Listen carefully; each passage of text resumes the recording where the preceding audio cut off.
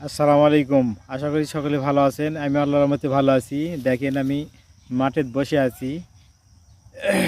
এই যে আমার পাশে যে হাল বাওয়া ভিউটা আছে, ধান ছিল, এই যে এই পাশে ধান আছে। এই ধান উঠানোর পরই এখানে সরষে বোনা হয়েছে। দেখেন সরষের গাছ আমি দেখাচ্ছি সামনের ক্যামেরা দিয়ে, দেখেন আপনারা।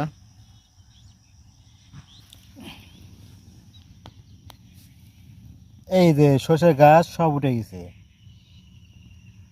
এই যে গাছ উঠে গেছে সব। মূলত এ ধান ছিল, এই যে ধান, এই যে এই পাশে ধান, এই যে এগুলো সব সরষে বোনা হয়ে গেছে। এই পাশে সব, ওই যে সামনে পাশে, ওই যে ওইদিকে সব বোনা হয়ে গেছে। এখন এই যে মাঝখানে ধান আছে, ধান ওঠানোর পর এরাও সরষে হবে ইনশাল্লাহ।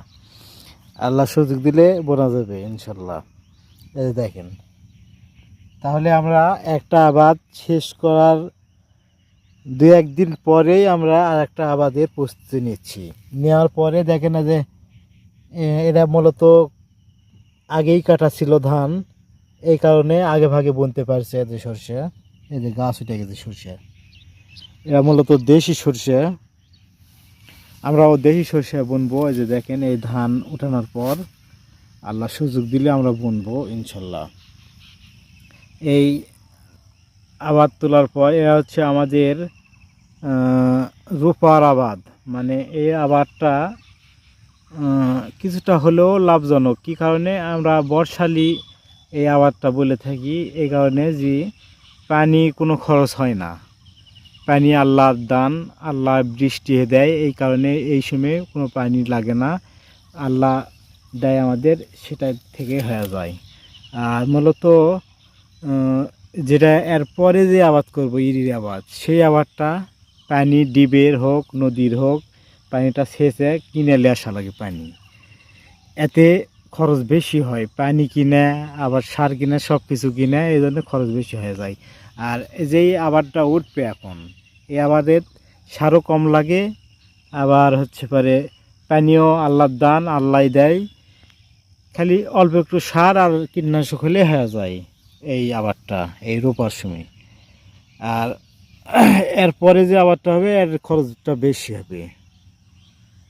এই জন্য আমরা এই আবাদটা লাভজনক হিসাবে আমরা জানি। যদিও খরচ হয়, তারপরও কিছুটা হলেও কৃষকের লাভজনক হয়। এখন আমরা কালকের দিকে তোলা যায় নাকি ধান, তোলার পর আমিও বুনবো ইনশাল্লাহ সরষে, যদি আল্লাহ সুযোগ দেয়, বিপদ আপদ না হলে বুনবো ইনশাল্লাহ। তবে যদি বোনার পরে আর একটা ভিডিও করে দেখাবো আপনাদের। আমি যখন পেজ খুলি সর্বপ্রথম এখান থেকেই আমার ভিডিওটা প্রথম আমার দেওয়া ছিল। যখন বিছন ফেলি আবার পানি সেচি, এখানে বিছন ছিল, এই ভিয়েতি ছিল, পুরো বরাবর বিছন ছিল। তো আমার এখান থেকেই আমার পেজে আমার আশা, আল্লাহ তাআলা সুযোগ করে দিয়েছেন। আমি যেহেতু গ্রামে থাকি, গ্রামেরই ছেলে। মূলত আমি শহরে পড়াশোনা করছি বাটে, কিন্তু গ্রামেই থাকি। শহরে 5 বছর ছিলাম শহরে, আমাদের এখানে শহরে নওগাঁ জেলাতে। তারপরে ওখান থেকে ডিপ্লোমা ইঞ্জিনিয়ারিং কমপ্লিট করার পর আমি মূলত গ্রামেই থাকি।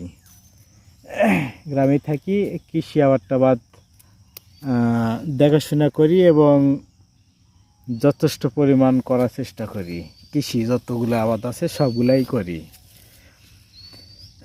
সবাই দোয়া করবেন আমার জন্য, আমি যেন সঠিকভাবে চলতে পারি এবং ইবাদতের মধ্যে যেন থাকতে পারি। আল্লাহ পাক যেন সুস্থ রাখেন, এটুকু দোয়া করলেই যথেষ্ট। এবং আমার তরফ থেকে ফেসবুকে যত ভাই বোন এবং যারা আছেন সবার জন্য আমার দোয়া, আমার তরফ থেকে। সবাই ভালো থাকবেন, সুস্থ থাকবেন। আর আমি মূলত গ্রামে থেকে ভিডিও করি, তো হয়তো বা অনেকে ওই যে সারা কথাবার্তা বলতে জানে না। আমিও আমার দিক থেকে আমি ক্ষমা দৃষ্টিতে ক্ষমা চেয়ে নিব সবার কাছে। আমি ভুল ত্রুটি হতে পারে, তার কারণ আমি তো ওইভাবে আগে কখনো কথাবার্তা বলিনি, এই জন্যে ভুল হতে পারে। আপনারা ক্ষমা দৃষ্টিতে দেখবেন, যদি ভুল হয় ক্ষমা করে দিবেন। আর আমি কন্টিনিউ ভিডিও ভালো করার চেষ্টা করতেছি। আগে অতটা ভালো হয়নি, তবে এখন ইনশাল্লাহ করার চেষ্টা করতেছি। সবাই আমার জন্য দোয়া করবেন ইনশাল্লাহ। আসসালামু আলাইকুম রহমতুল্লাহ।